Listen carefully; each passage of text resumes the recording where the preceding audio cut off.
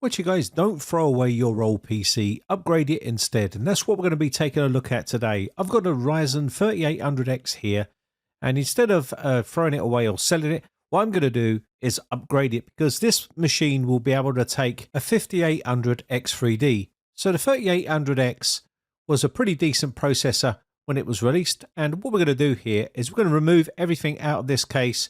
We're getting rid of the water cooler. We're going to replace that. We're going to replace the CPU. And we're going to replace the power supply and the drive. And you can also replace the GPU with maybe something like a 7800 XT or something along those lines. This has got a 2070 Super in it.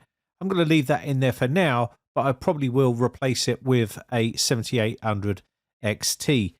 So let's go ahead and get this stripped down. Now, if you're in this situation where you've got a Ryzen 3800X and you've got an X570 motherboard, you may be wondering whether it's worth upgrading to that Ryzen 5000 series, which is the 5800X3D.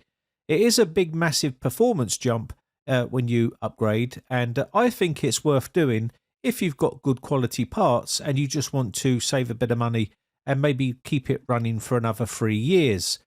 If you're looking for a brand new computer, buying a 7000 series motherboard and chip and RAM, which is AM5, also DDR5, it's going to be quite an expensive build, especially if you're replacing the graphics card and everything else.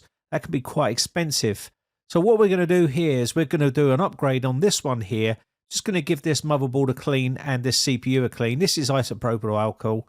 It's got 100% alcohol in it, so I'm not too worried about it splashing onto the board because I'll be giving the board a little clean down. So let me go ahead and remove the compound from the CPU because I can either reuse this or sell it on eBay if I wanted to, and they're selling for around about 120 to 130 pounds.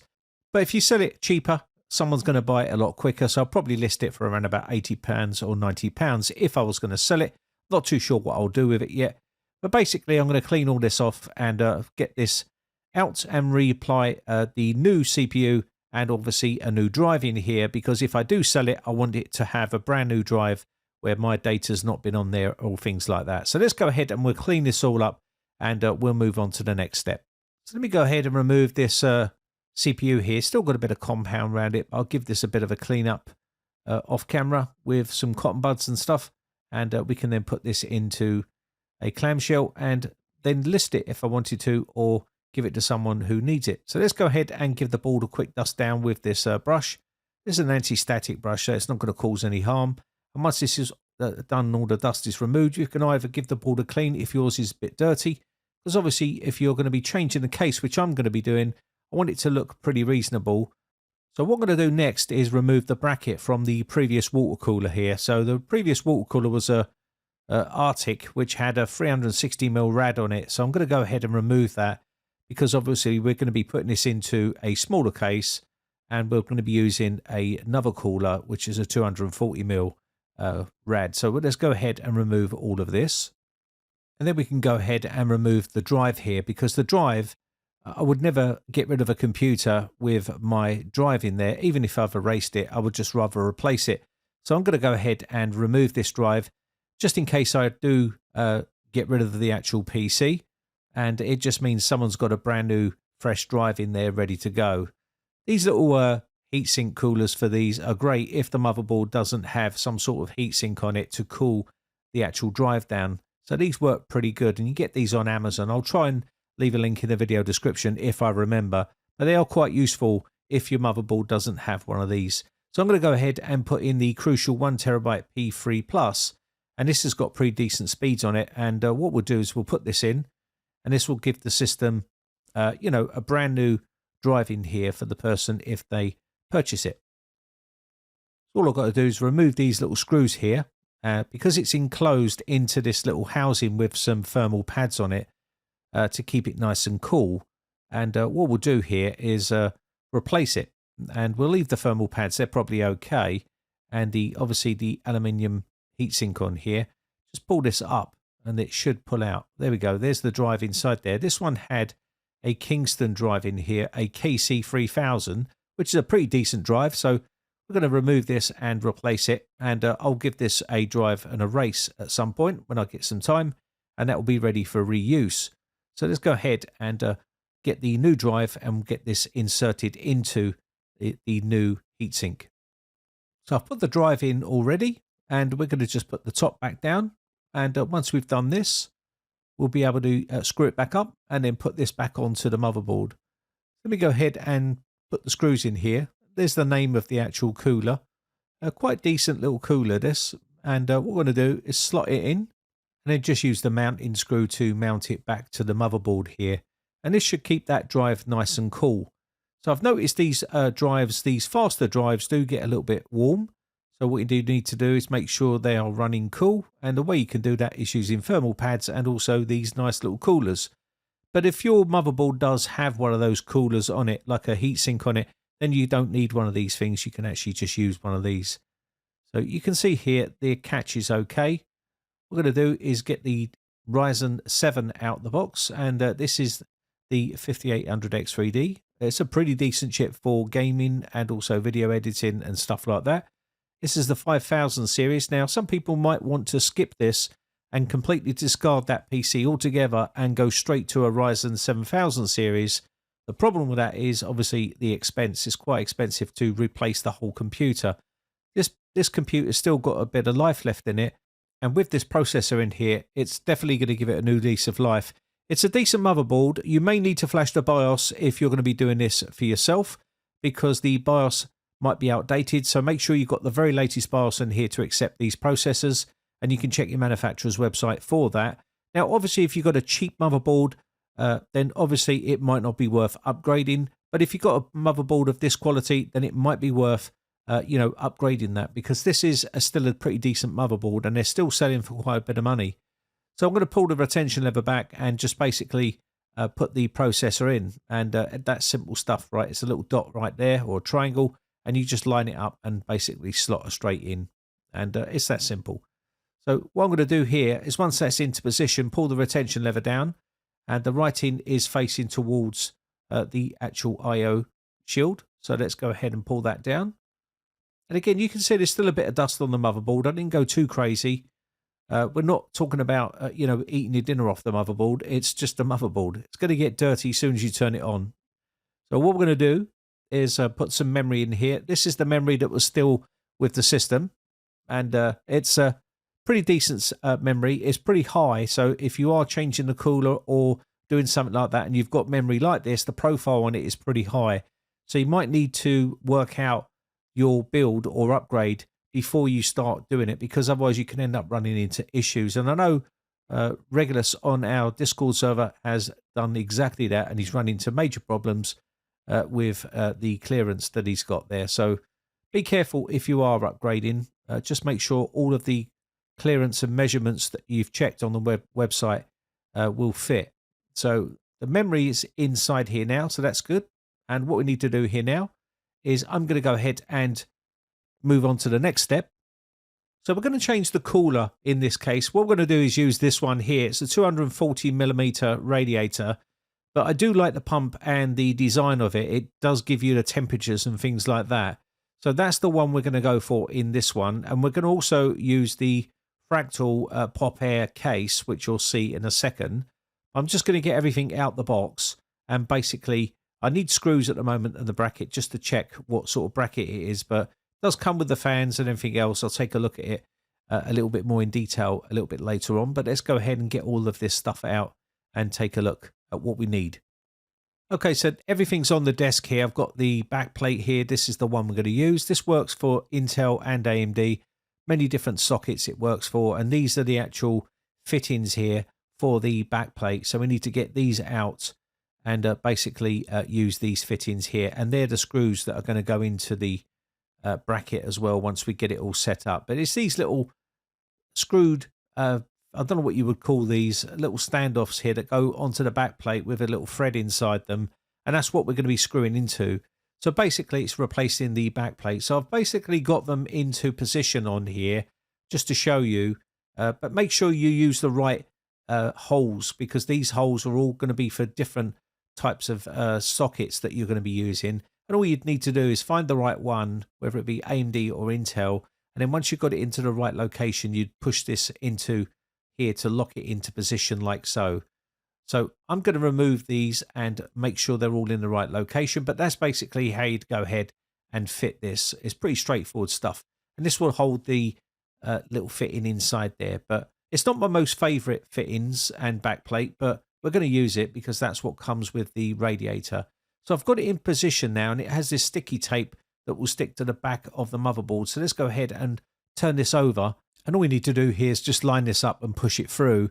And the sticky pad will stick to the back of the motherboard.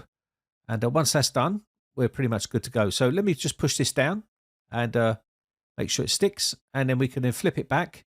And now we're ready to get set up with the bracket. So let's go ahead and offer this up. This is the case we're going to go for here. This is the Fractal Pop Air. This has the sort of powder blue color, and I do quite like this case. So we're going to go with this one. And we've just got the IO shield here, which we need to put into the actual back of the case here. So I'm going to go ahead and just pop this in. This should just pop into position. Sometimes motherboards don't have this, but we're just going to go ahead and pop this one in because this one does have one. And once we've done this, you need to check the standoffs. These are in the correct location already, but make sure yours are if you're using a different type board and things like that. So we're going to go ahead and now put the motherboard in because we've got the motherboard all prepped and ready to go into the case. So let's go ahead and do that. So I'm going to go ahead and lift this up. And all we need to do now is just make sure it's lined up with the IO shield, and we can then basically screw it down. So there we go. Now you can, some people like to mount the bracket and everything else while it's outside the computer. It's entirely up to you how you go about doing yours, but I'm going to do it this way. Done it this way before and it seems to be okay. So I'm going to go ahead, line this up, and then what we're going to do is screw it down. So let's go ahead and get the screws that come with the case, and we can then screw this down to the case itself.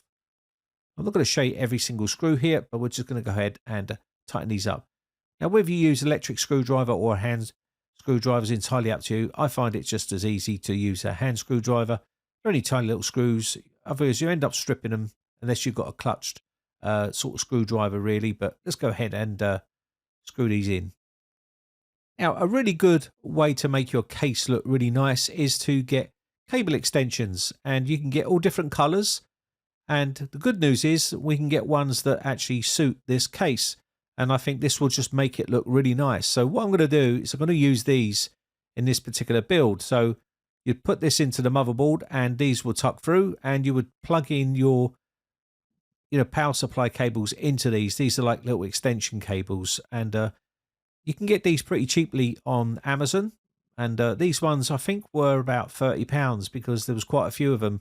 It didn't give me no cable combs here, so I'll probably have to find some cable combs to keep the cables nice and tidy. If I had them, I would have put them on already, but I didn't have them at this stage. So what we'll do is I'll go and find these and tidy these up at the end. But really, you should put the cable combs on now because it's going to save you a big headache later on.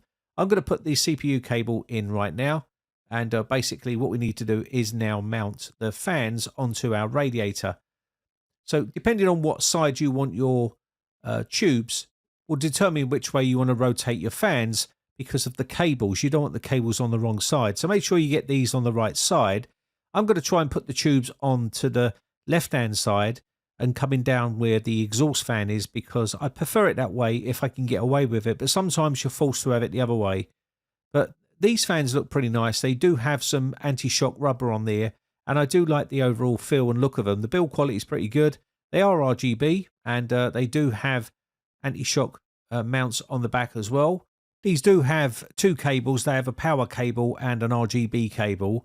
So your cable management is going to have to be on point a bit because if you're having a lot of fans, that means a lot of cables to tidy. So let's go ahead and get these screwed down to the actual radiator. So like I said before, rotate these fans in the right orientation for your way you're putting the pump on and the way you want your tubes to go. I'm going to have them on this side. So basically the tubing will be on the other side once it's screwed into the actual case. So let's go ahead and get these screwed down, and we can then put this into the case itself. So I like to poke the cables through like this before I put the radiator in. And also I can then do the cable management round the back. And then if I need to poke a cable through for this to power the pump and also the RGB, it would only be one cable I need to poke back. So I'm just going to tuck them all through, and then we can mount the actual radiator to the top of the case. Now, the reason why I like these cases is because it gives you a bit more room to mount your radiator, especially if you've got large RAM like I've got, and also we're going to be putting the radiator up the top, and that's also going to make it difficult to put the cables in. So I like these ones from Fractal and other case manufacturers that allow you to move the radiator around and also bring it forward and give you a bit more room around the back here. So once I got all the cables through, I could just pull it into position and then tighten the screws into the radiator to hold it into position. And I want to really put it onto the far right side because the tubes are going to be on the left hand side, and I don't want them hitting the exhaust fan. Now obviously if it was on the other side, I can push the radiator the other way if I wanted to, but I'm just going to mount it here in this position, and it just gives me a bit more breathing space where the tubes are coming down. Now you don't have to have it mounted this way. This is the way I like to mount it in this case because I don't want it all cluttered. So let's go ahead and put the brackets into position here on the pump, and I've already removed the bottom sticker, and I should have probably waited there because I'm going to get fingerprints, but I'll give it a clean with isopropyl alcohol before we mount it. So let's go ahead and get the other bracket into position, and I can then put some compound on, and we can then get this pump mounted and get the cables in. Now you can see already, if you're putting the cables up the top there, there's not a lot of room. So this has always been a major problem for PC builders, especially people that have not done this before. It can be pretty tricky. So what I'm going to do here is going to put a splurge of compound on. Now I'm not going to go through which way you should put compound on because there's many different ways of doing it. The spread method works pretty well, and it just covers the whole heat spreader here on the CPU. So I'm just going to spread this out, and I can take off any surplus with the spreader, and that way once we're done we can just mount the pump on here. Now I did have to rotate the pump round the other way, and that's because it does have your temperature gauge on the actual pump there. So if you have it round the way I had it here, it will be upside down, so you just need to rotate it round the other way. So I'm going to do a bit of cable management here. This is for the pump and for the fans, and I'm just going to daisy chain these, and it does come with extra cables for daisy chaining and stuff like that. Daisy chaining is just where you just link them all up, and basically you only have to put one to the motherboard, and that should give us RGB right the way through all of our fans and our pump here. So I'm going to go ahead and poke this back through, because this is going to be mounted for the all-in-one header on the board, and also we're going to mount the fans on the fans for the CPU fans. These are the radiator fans will go there. Now we're going to replace the power supply here, and the reason for this is because I had an accident with the previous power supply, and also I put in a 550 watt there temporarily, and I forgot to change it. So I'm going to change it out now while I've got the time. So this is a brand new power supply, but if I had a decent power supply in there, I'd probably still use the same power supply, but there was only a 550 watt power supply in there, and that's not enough to run the graphics card that was in there originally. So lucky enough it didn't cause any problems, but now we're going to be replacing it with this one. So what I'm going to do is get all the cables out that I need. This is a fully modular power supply by Corsair. It's a pretty decent power supply. It's on the top tier list, so always check your tier list for the decent power supplies. I've plugged in all the cables and got them into the right locations here, and all I need to do now is tuck this into the bottom of the case and get it screwed in, and basically we can do some cable management. It looks a bit of a mess at the moment, and that's because there's a lot of cables, and this is the problem when you're doing cable extensions and also a lot of RGB. For the first time builders, it can be a bit daunting because there is so many cables to take care of, but if you keep it all separated properly, it's not that difficult to keep the cables tidy. So I'm going to go ahead and screw all this down into the case, and once we've done this, we can then go ahead and get the rest of the build done. And there's not a lot left to do here, just a bit of cable management really, and we can then start thinking about getting all the RGB set. So let's go ahead and do this. So what I'm going to do here is I'm going to start doing some cable management here, and I've got these extensions, and all these do is slot onto the ends of the cables here. If you don't want to use extensions, you don't have to, but this just adds a bit more style to the build. And those cables look really messy because I didn't put no combs on there, and that's because I didn't have any combs. because those cable kits didn't come with them. But I will find some and I will try and put those on there. So let me just slot the graphics card in. Now again, if you was upgrading this, I would have definitely put in a 7800 XT here because it would be a better upgrade than what we've got here, which is an RTX 2070 Super. But again, I'm not going to be using this PC, so this is still a pretty good card and it's in pretty good condition. So I'm going to use this for this video and probably order another one once the video is done, and probably put it back into this build and then it's ready for sale. I'm going to go ahead and put the extension cables in here, and these will basically power the GPU. So I'm going to put these into position and click them in, and then I can screw the graphics card into position and probably put in here a stand for this to keep the GPU up, because it does sag a little bit because it's quite a heavy card. So I've got the cable management done here for this build, and again, a lot of people take a lot of care and attention to keep this tidy, but no one's going to ever see it. But if you try and keep it tidy, it's going to be a lot easier to manage. Now, I've not cable managed any of this down here. I've just tucked them in, and that's because I haven't finished yet, and I'll need to get access to that a little bit later on. So I'm not going to tie all these down with cable ties. But here I've got it basically the way I need it. And there's the finished product. It looks pretty tidy. I just need to put some more cable combs on the 24 pin to tidy that up a bit, but I can do that off camera. But all in all, it turned out pretty nice. And again, I could replace that graphics card with a 7800 XT and that will look really nice. The pump is really awesome. It really does look good. It's got like some sort of 3D effect on it. It looks pretty nice. And I've got the little stand to hold the graphics card up to stop it sagging. But all in all, it looks pretty decent. I think it turned out pretty well. And you can see that 24 pin there. It's really annoying me, but I'll get that done off camera. But other than that, I've got all the RGB synced up to the same color, so it looks pretty nice. And what do you guys think? Do you think it was worth upgrading this system to make it look a lot nicer, or should I have just left it as it was and sold it as is and built a brand new PC? It's not for me. I've already got a brand new computer, 7000 series, but this was just a bit of content and also get that PC ready for sale, because I don't like selling stuff that is completely used. I'd just rather upgrade it a little bit and make it look a lot nicer. The only thing that's used on here now is the motherboard and the RAM. Other than that, everything else, the GPU until I replace it, if I replace it. But other than that, I think it turned out pretty well. Let me know what your opinions are in the comment section below. I'd be happy to read those comments. Anyway, my name has been Brian from briteccomputers.co.uk. Just want to say a quick shout out to all my YouTube members who have joined my YouTube members group. I really do appreciate the support. And I shall catch you in the very next video, or I'll see you on the Discord server for a chat. Thanks again for watching. Bye for now.